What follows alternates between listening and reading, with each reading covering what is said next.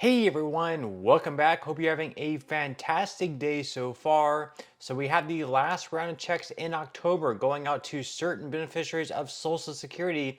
Plus, some people will actually be getting two checks next month in November. We're going to be going over who and why. But before we go ahead and dive into it for today, if you would like to receive up to $200 in free stock or $200 in free cash, in a pinned comment below, I will be leaving a link to Robinhood.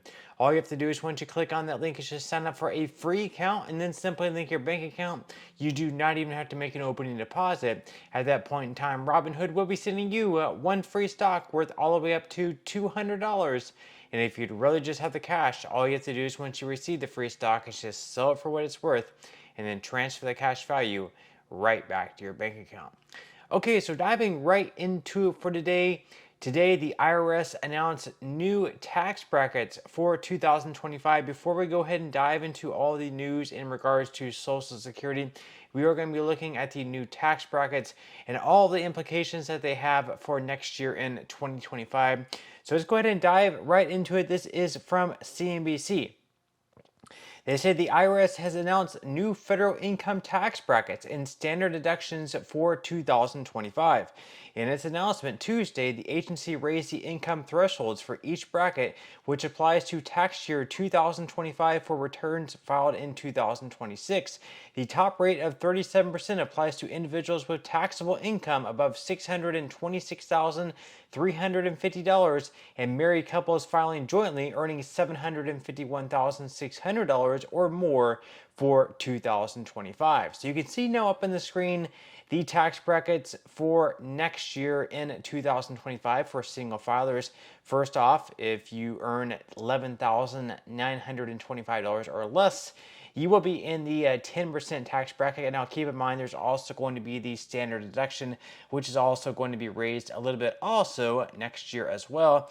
Then those earning between $11,926 to $48,475 will be paying a tax bracket of 12%.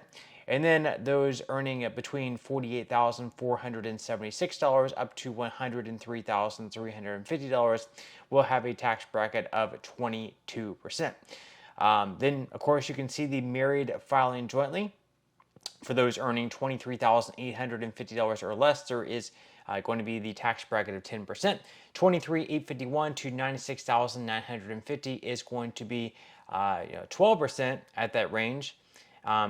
So that's going to be the new tax brackets for single and married individuals. Then they go on to say that after 2025, lower taxes enacted by former President Donald Trump will sunset without action from Congress. If the provision expires, the tax brackets will revert to 2017 levels, shifting to 10%, 15%, 25%, 28%, 33%, 35%, and 39.6%.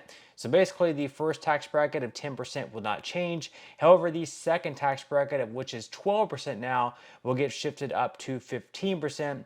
And then the 22% tax bracket will be moving up to 25%. And then the 24 up to 28, and so on and so forth. Also, the standard deduction will also increase in 2025, rising to $30,000 for married couples filing jointly, up from $29,200 in 2024. And then starting in 2025, single filers can claim $15,000, a bump from $14,600. Trump's tax cuts also included higher standard deductions, which will sunset after 2025 if Congress doesn't extend that tax break. And we can see that the Tax Cuts and Jobs Act, which is the one that was passed under Trump, increased the standard deduction from $6,500 to $12,000, so almost doubled that for individual filers, and from $13,000 up to $24,000 for joint returns, and from $9,550 to $18,000 for heads of households between 2017 and 2018. So with that said, with the standard deduction being $30,000 for married couples and then $15,000 for single filers, we could probably expect that to be cut in half almost down to right around $15,000 if this is not renewed. If Trump is not able to get something done to have that renewed past 2025, you can expect the standard deduction to be cut in half, whether you're a single filer or a filer or a joint filer. So obviously it's very helpful whether you're in a lower tax bracket, a middle tax bracket, or a high tax bracket. Having that cut in half is going to result in you having to pay more taxes. Now, moving on to the Social Security news. Of course, tomorrow we had the last round of checks going out this month in October. These payments are going to be worth all the way up to $4,873, according to Newsweek. So they say that some Social Security beneficiaries will be getting their payments directly into their bank accounts this week. The Social Security Administration administers retirement, survivor, and disability benefits to tens of millions of Americans every month. These benefits include retirement, disability, and survivor benefits, with a total payout of approximately $1.5 trillion throughout the year. However, when benefits are deposited into bank accounts, depends on a recipient's date of birth and what type of benefit they collect.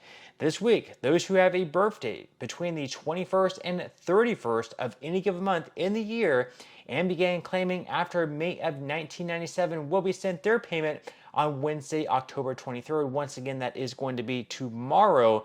If you have not received your monthly payment on the expected date, the SSA recommends waiting 3 working days before contacting the agency. Saturdays, Sundays, and public holidays are not considered working days. The retirement benefit amount you receive can be determined by various factors, including the age at which you start claiming benefits and your earnings during your peak earning years.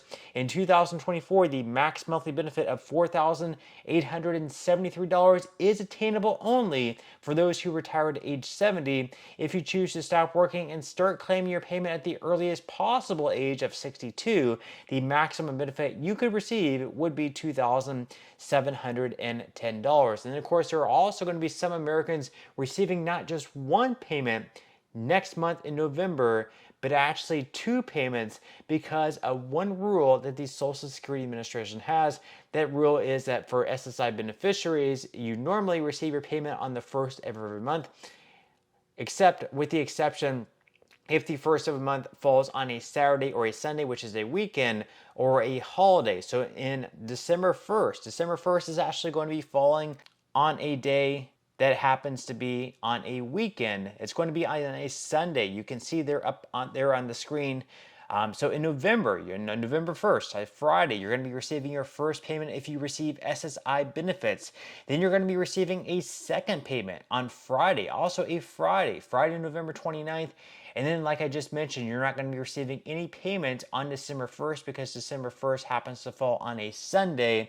And then you're going to be receiving a payment on December 31st. Now, your December 31st payment is actually going to be your January 1st payment because January 1st, once again, falls on a holiday. So your December 31st payment is actually going to be a little bit higher. It's going to be factoring in that cost of living adjustment. So your December 31st payment is going to be right around 2.5% higher than what you've been receiving all year long, thanks because of that cost of living adjustment. But that's all we have for today's video. I certainly hope that you enjoyed and found value out of it. If you did, again, I would greatly appreciate if you could give this video a like. Consider subscribing to my channel if you have not already, and I will see you in the next video.